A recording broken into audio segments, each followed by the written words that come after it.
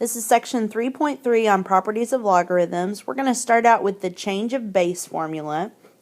The purpose of the change of base formula is that most of the graphing calculators or scientific calculators are not designed to find logarithms with bases other than 10. So to get around that, we can convert a logarithm to base 10 using the change of base formula. So log base a of x is the same as log of x divided by log of a. And it works the same for natural logs, but natural logs are generally base e, so we're not going to need to use the change of base formula for natural logs. So here's an example. If I have log base 2 of 64 and I want to find out how much this is, in my calculator I just have to type log 64 divided by log 2. And it'll give me the numeric answer. Okay, the next three properties for logarithms also work for natural logs. We can use these properties backwards and forwards. We can take what's on the left-hand side and turn it into what's on the right, or take the right-hand side and turn it to what's in the left. So we use it both ways, and you need to know them backwards and forwards. So the product property says that the log, as long as it has the same base, the log of two things that are being added together, or log of u plus a log of v, when I smush those together, that's the same as the log of u times v. Or I can go the other way, log of u times v, I can separate that as two logs with an addition in between. The quotient property takes subtraction and converts it to division, or the other way around. If I have log u minus log v, I can smush that together into one log as log u divided by v. And then the power property just says that if you have an exponent in a logarithmic expression, you can bring that exponent down front of the log. So we're going to be using these properties in simplifying expressions, expanding and condensing expressions, and it will help us in the future whenever we actually start solving logarithmic and exponential equations. So let's look at some examples. Number one wants us to write this logarithm as a ratio of common logs. So it wants us to use that change of base formula. So log base 2.6 of x, they want us to rewrite it as a ratio, something divided by something else. Well, this is going to be the log of x divided by the log of 2.6. If I knew the value of x, then I could type it into my calculator. But for this problem, we don't know what x is, so we'll just leave it as log x divided by log 2.6. Okay, number two wants us to actually evaluate using the change of base formula. So we're going to do the same thing we did on the last problem, but take it a step further using our calculator. So log base 15 of 1250 is going to be the same as log of 1250 divided by log 15. Now when you type this in your calculator and you hit log, it's going to do an open parentheses. Then you're going to type 1250, make sure you close parentheses, and then divide by log 15. So when you type this into your calculator, you're going to get this is approximately 2.6332.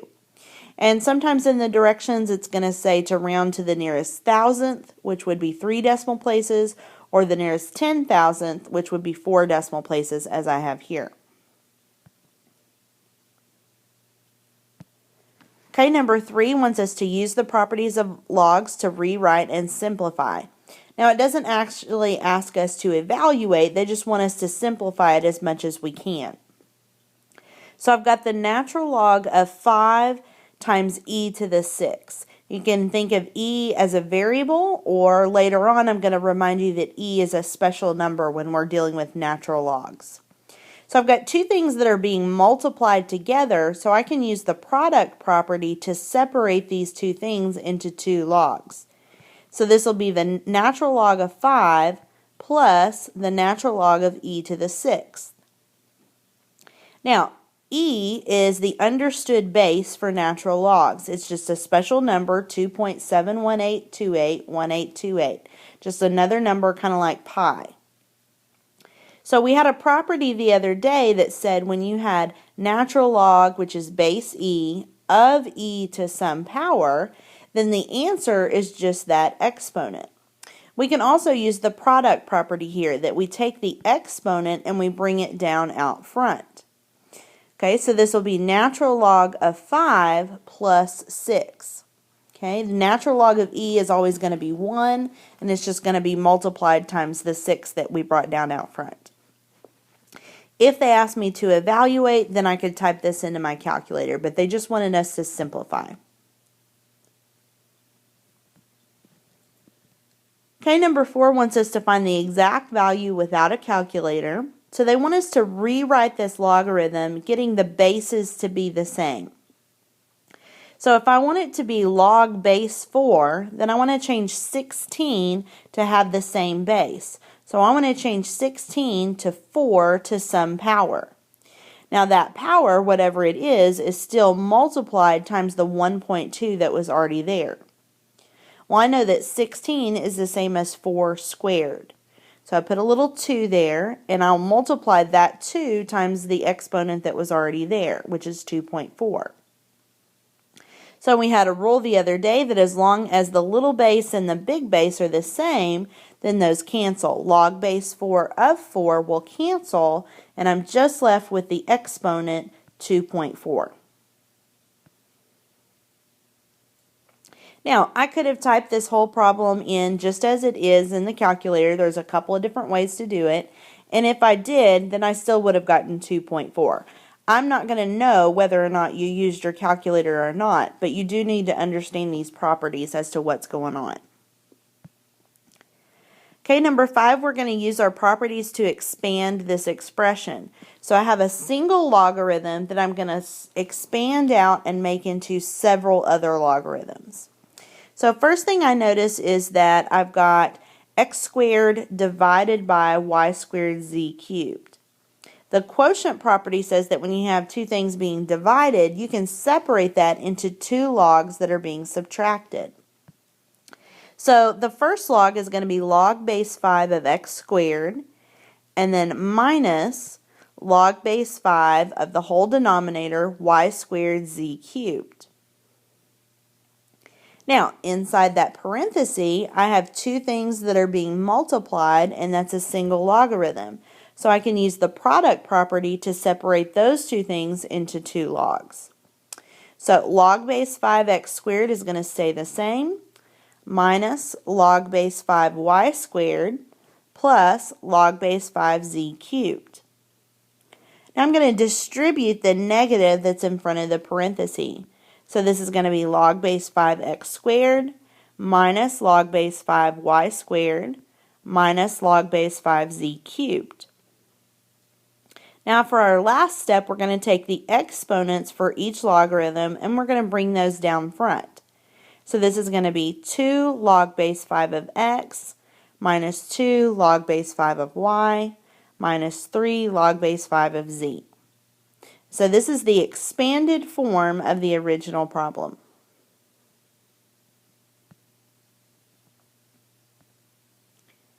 Okay, number 6, this one we're going to condense the expression. So we've got several different logarithms going on here, and we want to get it down to one logarithm. So you got to start inside the parentheses or inside the brackets, whatever is the innermost part of the expression. So I'm looking inside the bracket here, and I notice that the 2 in front of this logarithm would then go up and be the exponent for y plus 4. So I'm going to leave the 1/3 in the bracket, and I'm going to change log base 8 of y plus log base 8 of y plus 4 squared. I'm going to put those two things together that are being added, change that to multiplication. So this is going to be y times y plus 4 squared. So in the bracket, I've taken two logarithms that were being added, smushed them together into one that are being multiplied. Everything else is going to stay the same. Okay, now I notice that the 1/3 in front of the bracket becomes the exponent for everything inside the bracket.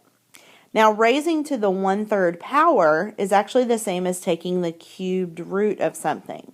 So this would be log base 8 of the cubed root of y times y plus 4 squared minus log base 8 of y minus 1. So now I have two logs that are being subtracted, so I can use the quotient property and smush them together into division. So this will be log base 8 of the cubed root of y times y plus 4 squared divided by y minus 1. Okay, so I've condensed the expression into a single logarithm.